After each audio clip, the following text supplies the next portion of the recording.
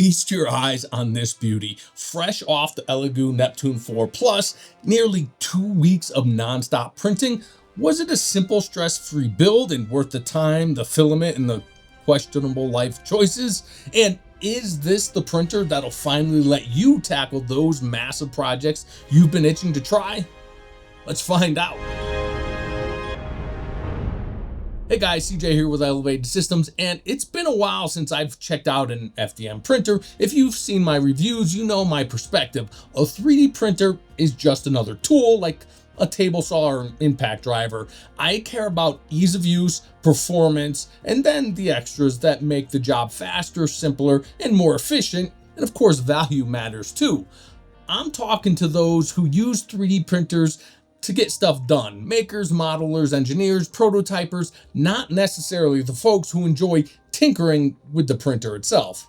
For about a year now, when asked which printer to buy, I've said Bamboo Labs. They're plug and play, but their build area tops out at about 256 millimeters, too small for some projects. If you need more space, that's where the Elegoo Neptune 4 Plus comes in. It offers a huge 320 by 320 by 400 millimeter volume, and it now costs just $269.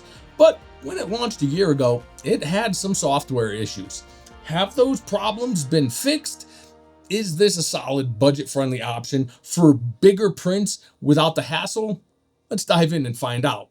So the Neptune 4 Plus has been on the market for over a year, and its assembly, setup, specs, and features have been thoroughly covered in technical overviews. So here's the quick version. It comes mostly pre-assembled, and setup is fast and straightforward. Attach the gantry, filament holder, and a few components. Plug in the cables, and you're ready to go. The instructions are clear with a full video guide if you need it. After checking for and installing firmware updates and leveling the bed, yielding a solid 0.16 millimeter variance, I loaded Elegoo's basic PLA and was ready to print. I plugged in the included thumb drive, selected one of the preloaded models, and hit print, and this Benchy turned out good, confirming the machine is mechanically sound. But printing your own models is where the real fun starts. To do that, you'll need slicing software, which preps and converts your 3D models into a format the printer can use to build them layer by layer. Elegoo includes their version of Cura called Elegoo Cura, which is essentially Ultimaker Cura 5.6 with an Elegoo logo slapped on it. Unfortunately, 5.6 is already a year old, and even Elegoo's website doesn't offer a more up-to-date version. However, I was pleasantly surprised to see that Elegoo also provides Orca Slicer, which is fantastic. Naturally, I downloaded and installed Orca right away. While the version on Elegoo's site was a bit outdated, I updated it to the latest version after setup, and all the printer, slicer, and material profiles transferred over seamlessly. Using the default settings, I sliced a printer test model and ran a print. The results were shockingly good, easily one of the best out-of-the-box universal test prints I've ever seen, aside from my Bamboo printers. But here's the thing, the biggest barrier to entry for 3D printing isn't assembly or setting up the printer, it's the seemingly endless list of slicer settings. For a newbie, these settings might as well be written in a foreign language. They're overwhelming, intimidating, and a massive source of frustration. Honestly, I've been doing this since slicers were command line tools, and I'm not even 100% sure what every setting actually does. Many companies slap their logo on an open source slicer and call it a day, but Elegoo appears to have gone a step further. They've clearly spent some time fine-tuning the default settings to deliver solid print quality right out of the gate. And while the results are great, knowing what to look for, I can see where there is room for improvement, specifically in filament tuning. Unfortunately, this is where Elegoo falls a bit short. Their generic PLA profiles lack detailed calibration data, and only basic generic profiles are provided. Elegoo, on the other hand, sells a variety of filament types, but they only provide generic material profiles in both Cura and Orca. Now, don't get me wrong, you can definitely download and print models with these settings, and Elegoo has done more work than most. And I get it, they're playing it safe by creating profiles that work for a wide range of filaments. But here's the thing, why not lean into your own product? I know from experience when someone new to 3D printing buys a printer, 9 times out of 10, they're also buying the filament from the same brand. Elegoo and every other 3D printer manufacturer should invest some time to build finely tuned profiles for their filaments.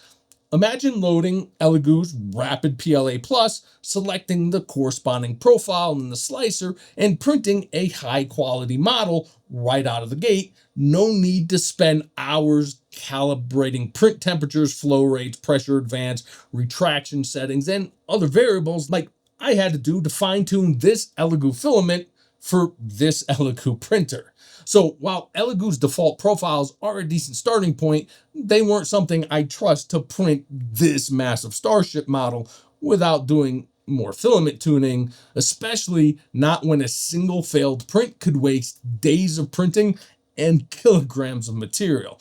I'll dive deeper into advanced calibration later, but for now, just know that with some extra work, this printer can deliver even better results. And even after calibrating, I'd love to say the Neptune 4 Plus delivered perfect print quality, but it does have its limitations, largely due to some mechanical constraints, which I'll get into. But let's start with the good news. This entire model, minus its base components, took over 13 days of continuous printing, and I didn't experience any of the issues reported when the printer first launched. No firmware crashes, no boot problems, no UI freezes, no connection issues. The machine fired up every time, the firmware and UI loaded smoothly, and the touchscreen was always responsive. Major points for reliability.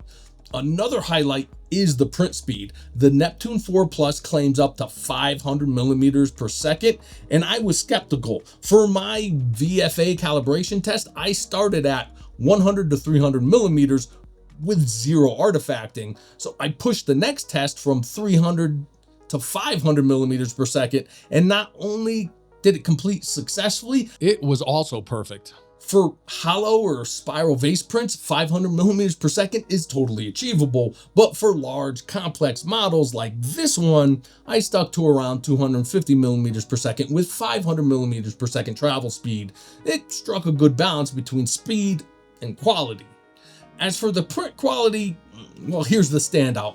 This ship is made of nearly 50 individual parts, and right now they're only friction fit together, no glue whatsoever. That's a huge win for precision projects like this, or something like my CJ64 keyboard computer enclosure. The parts came out flawlessly in terms of precision. Everything fits together perfectly, and that's 90% of the battle when it comes to models like this. Now, the other 10%, that's where the problems start. The biggest issue I encountered was a progressive increase in ghosting, artifact, and even some micro warping. Here's what's happening. I was filling up this massive print plate with as many parts as I could, sometimes laying down over 1.5 kilograms of material on a single plate. Unfortunately, the Neptune 4 Plus just isn't engineered to handle that much weight. The Y-axis, motor and belt can't quite effectively manage the mass and momentum, even with all the speed tuning and input shaping I did. Now, as you can see, the prints start off great, but as they move higher, the quality degrades. The mass becomes too much for the printer to compensate for, resulting in significant artifacts, surface quality issues, and even slight layer shifts. Fixing this would require drastically reducing print speeds, but that defeats the purpose of using a larger printer. Each plate already took 60 to 93 hours to print, and slowing it down further would add days to the print time. At that point, I might as well just use a smaller printer and printing fewer parts per plate and swapping plates more frequently. But here's the thing, while smaller printers can handle models like this ship, they can't tackle the massive projects this machine is capable of. For example, something like this hollow Santa Claus model, which weighs just under 750 grams, printed beautiful on the Neptune 4 Plus. It's triple walled, printed at 200 to 250 millimeters using Elegoo's basic PLA, and supports popped off cleanly with no issues. I printed it using the same settings as the Enterprise, and all I had to do was bump up the print temp to 220 degrees Celsius, ensure the supplemental fan was on for the theoretical slower melting material. For smaller, more delicate projects like these silk PLA Christmas ornaments, the results were mixed. Some of the very fragile ornaments failed, but I still got some great results without doing any filament tuning. With a quick temp and flow rate calibration, I'm confident I'll be able to nail these prints and finally replace all the ornaments my dogs keep breaking. There were several things about the Neptune 4 Plus that really impressed me. First, the PEI build plate has phenomenal adhesion, probably the best I've ever tested. I literally wiped it down once before my first print and haven't touched it since. Despite printing tall, heavy parts with minimal surface area on the build plate, moving at speeds up to 500 millimeters per second, I've had zero adhesion issues. I also like the supplemental cooling fan, as it allows me to print basic PLA at the same speeds as rapid PLA. Speaking of performance, the printer's reliability has been stellar. It's been running nonstop for over 20 days with only one major failure caused by a poorly wound filament spool that led to tangles. Not the printer's fault. While the filament runout sensor works perfectly, there's no tangle sensor, which would have been amazing. A few times the spool got snagged, causing gaps in the print until it jammed hard enough to snap the filament. Luckily, only the two tall nacelle parts failed. Reprinting those wasn't ideal, but I can fix the major gaps in the other parts during post-processing. After that incident, I started double-checking my spools more carefully. Other than those minor issues, the printer has been rock solid. I'd send and start prints over Wi-Fi, head down to the guest room where the printer was sequestered, check on it occasionally, and swap out filament rolls when needed. I didn't have to babysit it, it just worked. Now, before we wrap things up, let's dive into some tips and tricks to help you get the most out of the Neptune 4 Plus. I'll start with the most important and the one most newcomers struggle with: leveling the bed. Tip number one, preheat before leveling. Heat up the bed and nozzle for at least 10 minutes before leveling. A bed this size heats up unevenly and different parts expand at different rates as it warms up. Letting the bed stabilize ensures a more accurate leveling process. Tip number two, upgrade to a feeler gauge. Ditch the paper and invest in a feeler gauge. For under $15, a 0.1 millimeter gauge will make manual leveling faster and more precise. Simply adjust the nozzle to bed distance until the gauge slides between them with slight resistance without moving the print head or bed.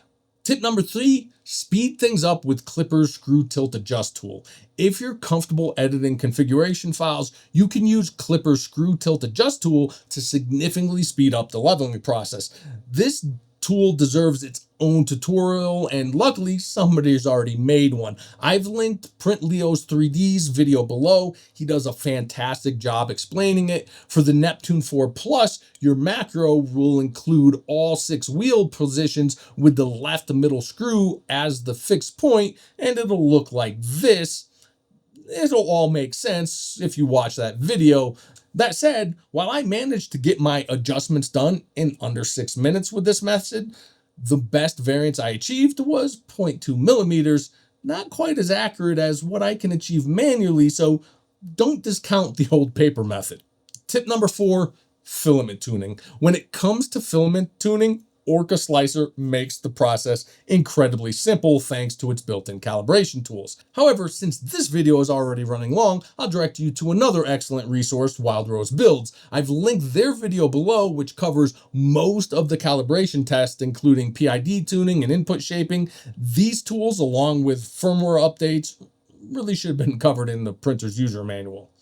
One small tweak to their method: while Wild Rose Builds enters calibration data directly into the printer configuration file, I recommend storing this data in the materials profiles instead, creating a unique profile for each filament you calibrate. For example, here's my Elegoo Rapid PLA8 Plus profile. By tuning my settings, I was also able to determine the XY hole and elephant foot compensation values for that filament, critical for ensuring precision in my project.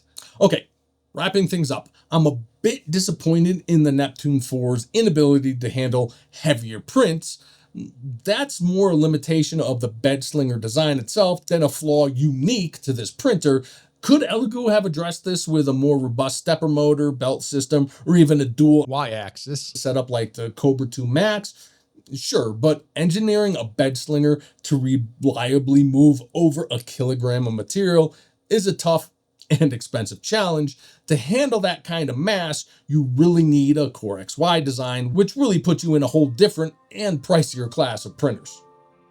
On the positive side, Elegoo nailed the out-of-the-box slicer settings. While I'd love to see more finely tuned material profiles, the results on less hefty but still large print jobs were shockingly good, so someone new to 3D printing should be able to quickly and easily operate this printer without needing to become an expert in 3D printers and slicing software.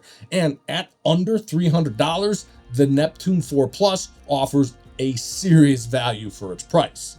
This makes a great option for engineers or prototypers designing larger components, prop makers or cosplayers creating oversized props or costume pieces, or print farmers who need a large bed to churn out a lot of smaller parts in one go.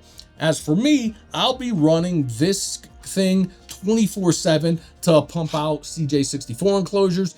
It's a perfect fit for that workload since all three components fit on a single build plate.